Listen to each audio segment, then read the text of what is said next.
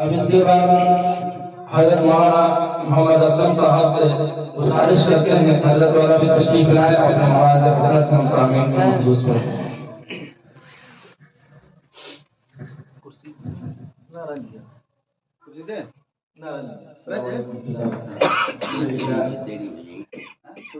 الحمدللہ نحمده ونستعینه ونستغفره ونؤمن به ونتوکل علیہ ونعوذ باللہ من شرور انفسنا ومن سیئات اعمالنا من يهده الله فلا مضل له ومن يضلل فلا هادي له ونشهد ان لا اله الا الله ونشهد ان محمدا عبده ورسوله.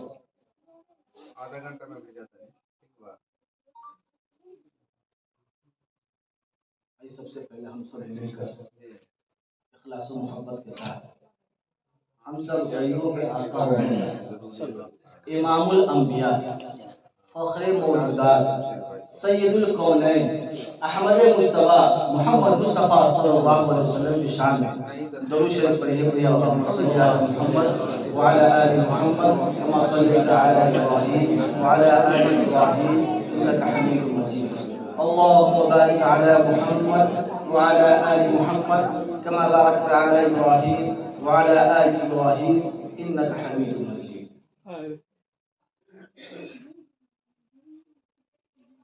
سب سے پہلے میں شکر گزار ہوں تمام اساتذہ کرام تمام ذمہ داران حضرات کا کہ انہوں نے صبح و شام دن رات محنت کر کے آپ بچوں کے اوپر محنت کر کے دینی جو کام کر رہے ہیں دین کی جو خدمت کر رہے ہیں ان سب کا شکر گزار ہیں اور ان سب یہ سب کے سب حضرات قابل ستائش ہیں قابل تعریف ہیں. یہ اساتذہ کرام جو آپ کے پیچھے محنت کر رہے ہیں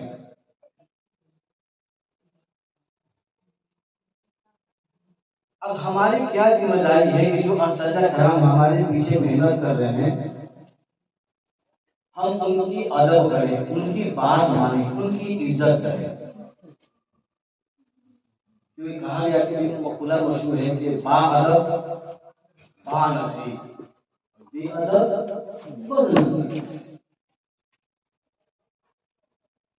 کچھ چیزیں بہت ساری چیزیں سے اساتذہ کرام حافظ ہوئے یا آپ قرآن پڑھ رہے ہیں حفظ کر رہے ہیں قرآن پڑھ رہے ہیں یہ چیز یاد رکھیے کہ یہ جو کام ہے قرآن پڑھنا خیرکم من تعلم القرآن وعلمہ کہ سب سے بہترین کام دنیا کے اندر بہت سارے کام ہیں.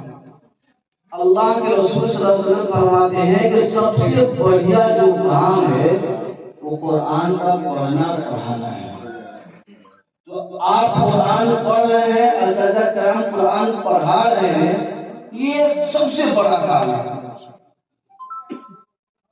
لیکن ہم احساس کمتری میں مبتلا ہو جاتے ہیں.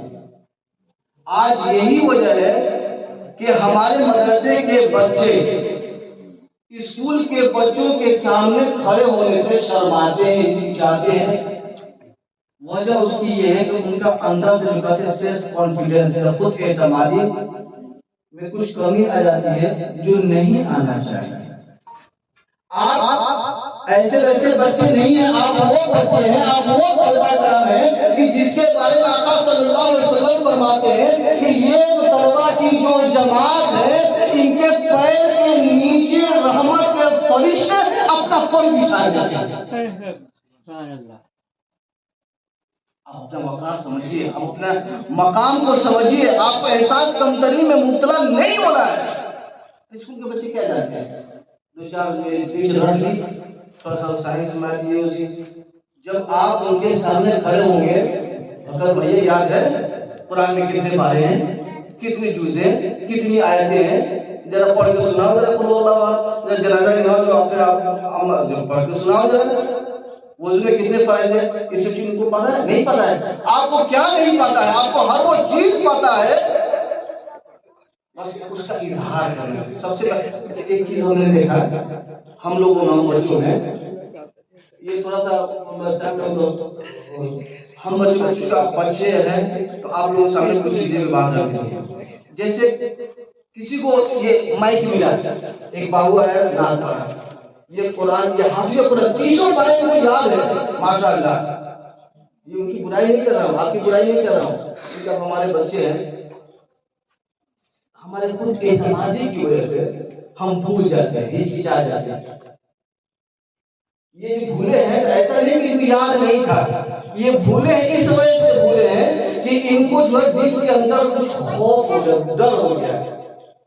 بچے نعت پڑھ رہے ہیں، ایسا نہیں کہ اس کو یاد نہیں تھا، یاد تھا، ماشاءاللہ بہت اچھا تھا، لیکن کانپ رہا تھا. اس کی وجہ کیا ہے کہ ہم جو ہے ڈر جاتے ہیں سامنے والے سے. سامنے والا لیکن جب آپ کو اسٹیج ملا، آپ کو مائک ملا، تو آپ اپنے دل کے اندر یہ ٹھان لیجیے کہ ہمارے اندر کچھ ہے.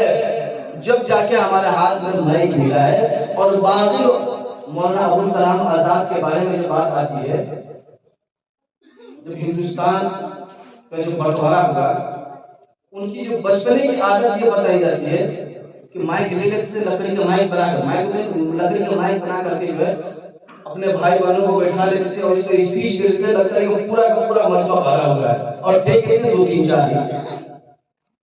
یہ ان کی ہیبٹ، ان کی پریکٹس، یہ ان کا جو ہے مسئلہ آتے آتے یہاں تک پہنچ گیا جب ہندوستان پاکستان کا بٹوارا ہوا اور جب ہندوستان سے مسلمان جانے لگے، دلی سے مسلمان جانے لگے پاکستان. یہی وہ ابوالکلام آزاد جب مائک لے کر کھڑے ہوتے ہیں اور جب انہوں نے ہندوستان کی اہمیت، جامع مسجد، لال قلعہ، تاج محل، ان سارے چیزوں کے بارے میں ان کے سامنے رکھا. مسلمانوں تم کہاں جا رہے ہو؟ تمہارے آبا اور اجداد کی قبریں یہاں ہیں، تمہاری تاریخی عمارتیں یہاں ہیں، تم کہاں؟ جب انہوں نے اسپیچ دینی شروع کی تو تاریخ میں آتا ہے کہ جس کا جہاں قدم تھا انہیں نہیں کیا.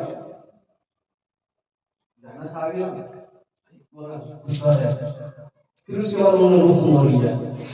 جب جا کے آج ہندوستان میں جتنے سارے مسلمان ہیں، اس کی وجہ ایک یہ بھی ہے کہ انہوں نے تمہیں یہ کہتے ہیں اپنے اندر خود اعتمادی پیدا کرنا ہے. ہم کسی سے کم نہیں ہے، ہمارے پاس قرآن کا علم ہے، حدیث کا علم ہے، ہم آقا صلی اللہ علیہ وسلم کی سنتوں کو جانتے ہیں، نماز کے فرائض، وضو کے فرائض کو واجبات کو جانتے ہیں. بھائی وہ کچھ انگلش میں سوال کر رہا ہوں، شروع کر دیا نا، وہ خود دم آ جائے گا یہ کیا ہے. بھائی تم اس کی انگلش میں کر رہے تو آپ اس کا ترجمہ کرو، قل اللہ احد اللہ الصمد لم یلد ولم یولد ولم یکن له کفوا احد. اور ترجمہ ٹھیک ہے. ایک چیز آپ بچوں کے سلسلے میں آگے. دوسری چیز جو حضرات تشریف لائے یہاں پر، ہمارے گودر سے تشریف لائے ہیں ہمارے نسائے حضرات، آپ حضرات میں تشریف لائے، آپ سمجھیے کہ بہت بڑا کام کیا ہے، بہت بڑا کام کیا ہے، اس کو الفاظ میں نہیں بیان کیا جا سکتا. ایک پیاری حدیث آقا صلی اللہ علیہ وسلم کی فرماتے ہیں کہ اذا مات ابن آدم، جب بنی آدم مرنا ہے، سب کو مرنا ہے، ہم سب کو مرنا ہے. اذا مات ابن آدم انقطع عنه عمله، اس سے اس کا تعلق دنیاوی زندگی سے ختم ہو جاتی ہے. آنکھ جیسی بند ہوئی، اب سوچے کہ ہم نماز پڑھ لیں، نہیں پڑھ سکتے، روزہ رکھ نہیں رکھ سکتے، زکات نہیں، کچھ بھی چاہے نہیں کر سکتا. لیکن فرمایا آقا صلی اللہ علیہ وسلم الا بثلاث، مگر 3 عمل ایسا ہے کہ مرنے کے بعد بھی اس کا ثواب ہوتا ہے. وہ کیا ہے؟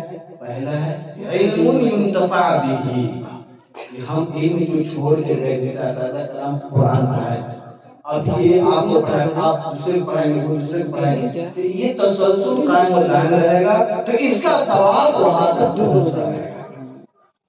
پھر فرمایا دوسری چیز صدقۃ جاریہ، کوئی صدقہ جاریہ کر کے مسجد میں حصہ لے گیا، مدرسے میں حصہ لے گیا، سیمنٹ ہو رہی ہے، اس طرح چیزیں صدقہ جاریہ کر کے دوسرے کو سوچے. تیسری چیز فرمایا ولد صالح یدعو له، کہ نیک صالح اولاد چھوڑ کر کے مرا ہے جو اس کے لیے سال و ثواب کر رہا ہے، تو اس کا بھی ثواب اس تک پہنچا ہے. یہ جو بچے ہیں، ہم سب یہ کوشش کریں کہ ہم اپنے بچوں کو انشاءاللہ ہم ایسی حالت میں چھوڑ کر کے مریں گے کہ ہم تو مر جائیں گے، لیکن ہمارے بعد ہم اپنی اولاد، اپنا بیٹا بیٹی، پوتا پوتی، ناتی ایسے چھوڑ کر کے مریں گے تو ہمارے لیے سال و ثواب کریں گے. انشاءاللہ کریں گے، انشاءاللہ. ایک اور چیز آئی بیچ میں، ایک اور مسئلے کے طور پہ بتا دوں کہ جیسے کہ اذان کا مسئلہ کیا ہے، جیسے اذان وہاں باہر کی مسجد میں ہو رہی تھی، ہم یہاں بیٹھے ہوئے، تو ہوتا یہ ہے کہ جیسے اگر ہم اپنے گھر پہ بیٹھے ہوتے کوئی پروگرام کیے ہوتے تو وہاں پہ بھائی اذان ہو رہی ہے مائک بند کر دیجیے، مسئلہ سمجھ میں آیا؟ ایک وہاں اس مسجد میں اذان ہو رہی ہے، یہ ہماری ایک الگ مسجد ہے، ٹھیک ہے؟ اب یہاں ضروری نہیں ہے بند کرنا، جو اس کی آواز باہر نہیں جا رہی ہے تو آپ اب اپنے حساب سے اپنے ٹائم ٹیبل کے حساب سے اذان کے لیے نماز پڑھیے گا، ٹھیک ہے؟ یہ چیز ایک مسئلہ ہے، آپ کو بتلا دیا۔ یہ اس سے عام طور پہ غلط فہمی ہوتی ہے کبھی کہ دیکھو اذان ہو رہی ہے ہم سے تقریر کر رہے ہیں، یہ چیز آپ دھیان رکھیے۔ اگر باہر کی جیسے گنا میں میلاد ہو رہا ہے، مسجد میں اذان ہو رہی ہے تو پھر اس کے بعد روک لیجیے، لیکن وہ الگ مسجد میں ہو رہی ہے اذان اور یہ ہم الگ مسجد میں بیٹھے ہوئے ہیں تو ہم اپنے مسجد کے ٹائم ٹیبل کے حساب سے جو ہے اذان کے حساب سے ہم کام کریں، ٹھیک ہے؟ انشاءاللہ ایک صاحب یہاں سے آواز دے رہے تھے، اس لیے مسئلہ بتا دوں، ہر جگہ کہیں گے دیکھا نا وہ ادھر اذان ہو رہی تھی اور وہی سب تصویر کر رہے تھے، ٹھیک ہے؟ یہ دو تین چیزیں آ گئی آپ کے سامنے۔ اب ایک چیز آپ طلبا کے لیے، ہم میں سے کچھ طلبا خوب ذہین فقیر ہیں، فٹافٹ یاد ہو جاتا ہے، کچھ طلبا ہوں گے یاد نہیں ہو رہا ہے۔ اچھا اب ایک چیز ہے، دونوں چیز سمجھ آ گئی، فٹافٹ یاد بھی ہو جا رہا ہے، دوسری طرف ہے فٹافٹ یاد نہیں ہو رہا ہے، تو ایسا نہیں ہے کہ جن کو فٹافٹ یاد نہیں ہو رہا ہے تو وہ چھوڑ چھاڑ کے اٹھا کر چھوڑ دیں، نہیں، کہا جاتا ہے کہ پانی کا لکیر کھینچیے، فٹاک سے کھینچا جائے گا، آپ پتھر پہ لکیر کھینچیے کتنا مشکل ہے، لیکن ایک بار کھینچ جانے کے بعد پھر لکیر ملتا نہیں، ٹھیک ہے؟ اب ایک چیز اور آتی ہے کہ بھائی ہم کل ذہن ہیں، ہمارے ذہن کام نہیں کرتے، یہ ٹھیک یہی شکایت ہے، آپ طلبا کی جو شکایت ہوتی ہے کہ آپ کمزور ہیں ذہن کمزور، یہ ٹھیک یہی شکایت ہے امام شافعی رحمۃ اللہ علیہ نے اپنے استاد وکی رحمۃ اللہ علیہ سے کیا، حضرت یادیں نہیں ہو رہا ہے، یادیں نہیں ہو رہا ہے، جو شکایت آتی ہے وہ شکایت انہوں نے کیا تھا، کس نے کیوں نا امام شافعی رحمۃ اللہ علیہ کہ شفوت الى وکیع سوء حفظی، کہ میں اپنے کل ذہنی کا شکایت کیا اپنے استاد وکی سے کہ میری کل ذہن ہے، وارشدنی الی ترک المعاصی، تو استاد نے کہا کہ بابو تم جو کل ذہن ہو، تمہیں یاد جو نہیں ہو رہا ہے یا جو یاد کر رہے ہو بھول جا رہے ہو، اس کی وجہ یہ ہے وارشدنی، مجھے رہنمائی دی الی ترک المعاصی، کہ جو گناہ کے جو کام ہے اس سے تم اپنے آپ کو سیٹ کرو، کوئی گناہ مت کرو، کیوں؟ وَأَخْبَرَنِي بِأَنَّ الْعِلْمَ نُورٌ، اور انہوں نے فرمایا، ہمارے استاد وکیل رحمۃ اللہ نے فرمایا اس لیے کہ جو علم ہے یہ نور ہے، وہ نور اللہ یہدی للمعاصی، یہ جو علم ہے وہ گناہ گاری دو چیزیں، یہ علم نور ہے، اللہ کا نور ہے، یہ نور گناہ گاروں کے ساتھ دل کے اندر چھل ہو، کپٹ ہو، برائی ہو، گناہ کا کام خیال کیا ہو، یہ سب چیز ایک دونوں ایک چیز جمع نہیں ہوتی، جہاں پہ نور کا روشنی ہوگی ظلمت تاریکی ہٹ جائے گی، اور جہاں پہ ظلمت تاریکی ہوگی اندھیرا ہوگا وہاں پہ نور کا کیا کام ہوگا، ہٹ جائے گا، تو یہ دونوں ایسی چیز تضاد کی چیز ہے، جہاں پہ علم ہوگا وہاں پہ جہاں معاصی نہیں ہونا چاہیے، معاصی آپ کے دل میں آپ کے خام و خیال ہے، گناہ ہے، معاصی ایک چیزیں ہیں، تو آپ کو ان سب چیزوں سے توبہ کرنا کرنا ہوگا، جب جا کے یہ علم، یہ قرآن کا علم، حدیث کا علم اور یہ سارے علوم آپ کے دل و دماغ میں جم جائیں گے، ٹھیک ہے انشاءاللہ۔ بس یہ سب چار چیزوں بس تمام اساتذہ کرام جو یہاں پڑھا رہے ہیں، ہم شکر گزار ہیں، محنت کرتے رہے، اللہ آپ کے محنت کو قبول فرمائے، اور بچوں کو جو ہے اسی طرح اصلاح و تصحیح کرتے ہیں، اللہ یہ بہت بڑا عمل ہے، انشاءاللہ یہ عمل اللہ تبارک و تعالیٰ کے یہاں بہت ہی بھاری بھرکم کے شکل میں پیش کیا جائے گا، اور یہ عمل ایسا عمل ہے جو آخری انہوں نے کہا کہ ہم نے ہمارے آخر وقت میں ایمان لیا ہے، ہم نے نماز پڑھا نہیں، روزہ رکھا نہیں، زکات دیا نہیں، پھر تو ہمارا کیسے ہوگا آخر وقت کون ایسا عمل کر لے کہ جو سارے عمل جو ہم نے زندگی میں نہیں کیا ہے اس کا مکافات ہو جائے، سمجھ رہے ہیں؟ انہوں نے کہا کہ سب سے آسان یہ ہے سب سے کم وقت میں کہ تم اللہ کے علم کو حاصل کرنے کے لیے شان تلمذی اختیار کرو. دین سیکھنے کے لیے اپنے آپ میں وہ ارادہ کرو کہ ہم کو علم حاصل کرنا ہے, قرآن کا علم حاصل کرنا, حدیث کا علم حاصل کرنا, اللہ صلی اللہ علیہ وسلم کے سنت کو حاصل کرنا. اس کے لیے کوئی چیز آپ بتا دوں, اس کے کوئی ایج لمٹ نہیں ہے. اطلبوا العلم من المهد الى اللحد. آقا صلی اللہ علیہ وسلم فرماتے ہیں کہ ماں کے گود سے قبر کے گود تک جانے تک یہ جو پیریڈ ہے, یہ جو ٹائم ہے, یہ جو وقت ہے, اس وقت میں کبھی بھی آپ طالب بن سکتے ہیں, اللہ کا علم حاصل کر سکتے ہیں. آپ اللہ کے علم کو حاصل کیجئے, قرآن کے علم کو حاصل کیجئے, حدیث کو حاصل کیجئے. یہ سب سے بڑا عمل ہے ہم سب لوگوں کے. جو ہزار ٹنڈا سے آئے مہمان لوگ, ان سے ہماری یہی ریکویسٹ ہے کہ یہاں سے آپ جائیں. تو یہ نہیں بات ہمارا 50 سال ہو گیا, 60 سال ہو گیا, اور کیا پڑھیں گے, نہیں, ارادہ کر کے جائیں تو انشاءاللہ قرآن ضرور ہم پڑھنا سیکھیں. یہ قرآن کیا ہے؟ یہ پیغام ہے اللہ تعالیٰ. ہم جب ہمارے رشتے دار کوئی پہلے زمانے میں دلی بمبئی کلکتہ خط بھیجتے, خط کیا ہوتا ہے؟ اگر ہم پڑھنے کے نہیں ہیں تو پڑھا کے پاس جا کر پڑھاتے, ایک مرتبہ دو مرتبہ, اس کا مطلب کیا, اس کو سمجھا دیا, اس مطلب کیا سمجھا دیا.